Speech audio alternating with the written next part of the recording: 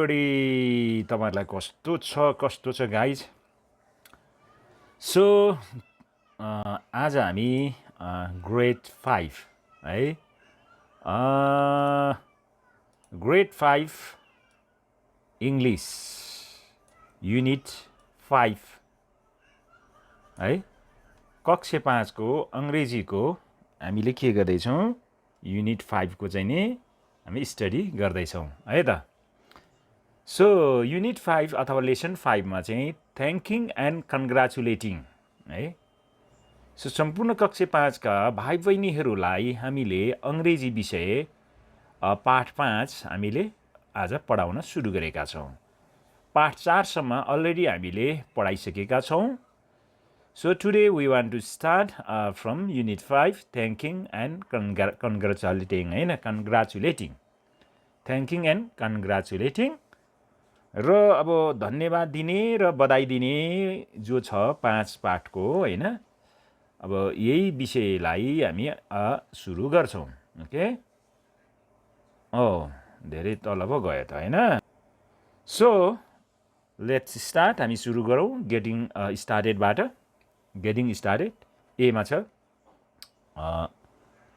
a look है के भन्छ भने a look at the picture look at the pictures guess what they might say in these situations तलको त्यो तस्बिरहरू हेरेर तिनीहरूले के भन्ने छन् त्यो अवस्थामा भनेर त्यहाँ भनेको छ अब त्यहाँ पहिलो पिक्चरमा चाहिँ हामीले भनेका छौं तपाईको बुकमा पनि तपाईले हेर्न सक्नुहुन्छ प्लिज टेक इट एले भन्यो हैन केही कुरा दिएको छ प्लिज टेक इट भनेको छ बी ले चाहिँ के भन्न सक्छ त्यसमा थ्यांक यू भन्न सक्छ है त अब यहाँ सेकेन्ड पिक्चर तपाईले देख्नुहुन्छ यु क्यान सी एकजनाले चाहिँ भारी बोकेको छ र एकजनाले चाहिँ त्यो भारी उठाउनलाई डोकोमा भएको चीजलाई उठाउनलाई सहायता गरेको छ जस्तो देखिन्छ हैन so in this situation what they might say उनीहरूले के भन्न सक्छन् भन्दाखेरि ए ले भन्छ thank you very much for your help है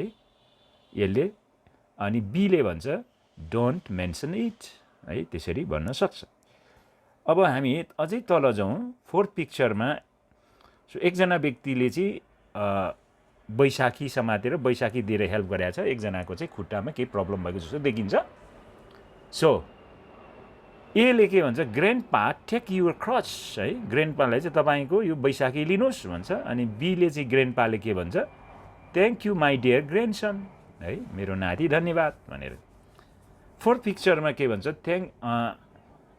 सायद एउटा ब्लाइन्ड मान्छेलाई सायद एउटा सानो बच्चाले हैन त्यो जेब्रा क्रसिङमा चाहिँ नि रोड क्रस गर्नलाई हेल्प गरिरहेको छ सो ए ले भन्छ thank you helping me to cross the road अनि बी ले के भन्छ इट्स माई प्लेजर है त हाम्रो आजको लेसनको चाहिँ शीर्षक के थियो त थ्याङ्किङ एन्ड कन्ग्रेचुलेटिङ है त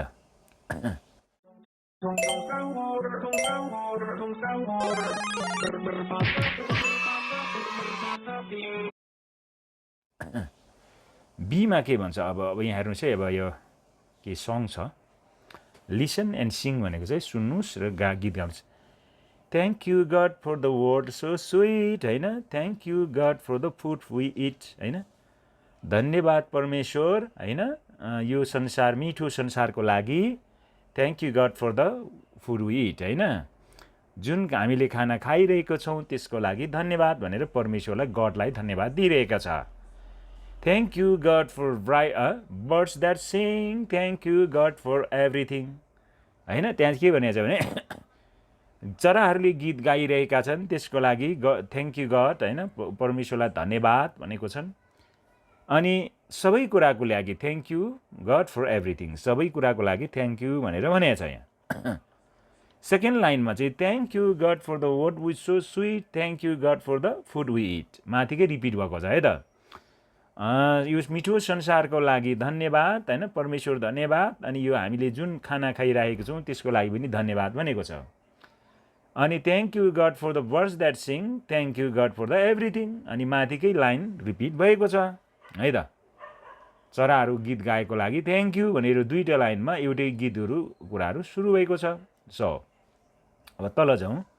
why do you need to be thankful to the god, है, टेल युर फ्रेन्ड्स, होइन, तपाईँ ईश्वरप्रति किन तपाईँ थ्याङ्कफुल हुनुपर्छ, धन्यवादी हुनुपर्छ, तपाईँको साथीलाई बताउनुहोस् भनेर यहाँ भनेको छ है त। किन थ्याङ्कफुल हुनुपर्छ त? अनि एन्सरमा we need to be thankful to the God for the all things we have, होइन, हामीसँग सबै भएको कुराको लागि गडप्रति हामी के हुनुपर्छ? थ्याङ्क यू हुनुपर्छ, धन्यवादी हुनुपर्छ। The joy, happiness, peace, mindfulness, blessing and everything, होइन, आनन्दको लागि, खुसीको लागि, शान्तिको लागि, होइन, एकदम माइन्डफुलनेस, होइन, द ब्लेसिङ, आशिषको लागि, एभ्रिथिङ भएको जे कुराहरू छ त्यस सबै कुराको लागि गडमा चाहिँ हामीले थ्याङ्कफुल हुनुपर्छ भनेर भनेको छ। अब एन्सर द क्वेसन, रिडिङ वानको है त। Answer the question, what do you say in your mother tongue in congratulate Nepal, के अरे कन्ग्रेचुलेट पिपल, तपाईँको आफ्नो मातृभाषामा के भन्नुहुन्छ त बधाई दिनका लागि, कन्ग्रेचुलेट गर्नलाई हामीले नेपालीमा चाहिँ बधाई छ भन्छौँ। अनि होइन, बधाई छ, होइन, सुनवारी ल्याङ्ग्वेजमा, सुनवार किराँत सुनवारमा चेरेदुम, होइन, यस्तै के र अरू विभिन्न तपाईँको आफ्नो भाषामा पनि के हुन्छ, विभिन्न कुराहरू हुन्छ है त। र नेपालीमा चाहिँ के भन्छ? बधाई छ भन्छौँ हामी। बीमा वेन डु यु कन्ग्रेचुलेट पिपल, तपाईँले मान्छेलाई कति बेला बधाई दिनुहुन्छ त? वी कन्ग्रेचुलेट इन देयर सक्सेस, होइन, एन्सर चाहिँ के हो त? हामी तिनीहरूको सक्सेसको बेला चाहिँ के गर्छौँ? कन्ग्रेचुलेट गर्छौँ, बधाई दिन्छौँ है त। अब मेसेज अफ कन्ग्रेचुलेसन, अब विभिन्न चाहिँ यो कन्ग्रेचुलेसनको मेसेजहरू छ यहाँ। जस्तै एमा छ well done, congratulations on your success in the exam and good luck for your future studies, है त। अनि फर्स्ट एमा चाहिँ उसको लागि के को लागि कन्ग्रेचुलेसन दिएको छ? उसको सक्सेसको लागि, इक्जामको लागि, गुड लकको लागि, उसको फ्युचर स्टडीको लागि चाहिँ के गरेको छ? कन्ग्रेचुलेसन दिएको छ। बीमा के भन्छ? बीमा congratulation hard working students like you always perform successfully in their exams, है त। त्यसकारण दोस्रोमा पनि के गरेको छ? दोस्रोमा, होइन, दोस्रोमा चाहिँ हार्ड वर्किङ स्टुडेन्ट्स, कडा परिश्रम गर्ने स्टुडेन्ट्सहरूले जहिले पनि सक्सेसफुली उनीहरूले चाहिँ त्यो प्रदर्शन गर्छन् उनीहरूको इक्जाममा, त्यसको लागि कन्ग्रेचुलेसन्स भनेको छ दोस्रो। अब बीमा। सीमा के भनेको छ? I am glad that you have finally got your dream job, congratulations, होइन, आफ्नो सपनाको त्यो काम तिमीले चाहिँ पाएकोमा चाहिँ तिमीलाई चाहिँ म खुसी छु, कन्ग्रेचुलेसन, बधाई भनेको छ। डीमा well done, we are proud of you for getting the award, congratulation, पुरस्कार पाएकोमा चाहिँ हामी एकदम गर्व छौँ, खुसी छौँ, वेल डन, स्याबास, होइन, बधाई भनेर भनेको छ, कन्ग्रेचुलेसन। अब ईमा हामीले हेरौँ, congratulation Nepali football team for winning the gold medal, you played very well.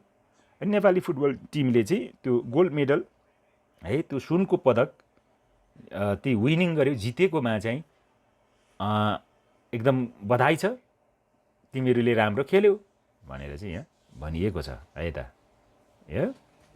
Okay, अब हामी तलतिर जाउँ। एमा, है, यहाँ चाहिँ के भनेको छ एमा, हामी हेर्दै जाउँ, यसलाई अलिकति निभाउँछ के हो ल। हुन्छ, learn this words and complete the sentences with them भनेको छ। Build your dream home. भनेको छ सक्सेस, फाइनली, सक्सेसफुली, होइन, अवार्ड, गोल्ड मेडल भनेर भनेको छ। त्यो यो वर्डहरूलाई चाहिँ तल के गर्नु पर्यो? तल लगेर हामीले भर्नु पर्यो है त, बुझ्नुभयो नि। जस्तै एमा निरु हेज वान एन्ड के भयो त? अवार्ड। यहाँ के छ? यो अवार्ड यहाँ अफ रु20,000 in the essay writing competition, है त। निरुले एसे राइटिङ कम्पिटिसनमा 20,000 को के गरे? अवार्ड उसले जित्यो भनेर भनेको छ है त, त्यहाँ त्यो भर्ने ठाउँमा है त। अझै हामी तल जाउँ।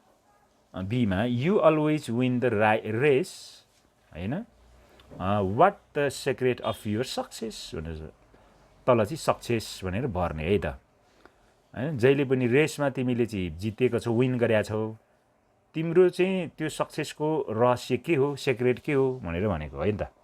सीमा छ Karnali team won the football match and they receive the gold medal होइन सीमा त्यो खाली प्लेसमा चाहिँ के भरिएको छ गोल्ड मेडल कर्णाली टिमले चाहिँ के गर्यो फुटबल जितेर गोल्ड मेडल पाए डीमा छ Pasang Sherpa successfully rich the top of the mountain होइन सक्सेसफुली त्यो खाली ठाउँमा चाहिँ हामीले के राखेको छौँ सक्सेसफुली पासाङ शेर्पा चाहिँ माथि माउन्टेन शिखरको टपमा चाहिँ के गर्यो सफलतापूर्वक पुग्यो भनेको छ अब ईमा छ we waited the program to start for a long time finally है त्यो एन्सर चाहिँ के हो त finally it started at 3 PM है त र हामीले चाहिँ प्रोग्रामको सुरु हुनको लागि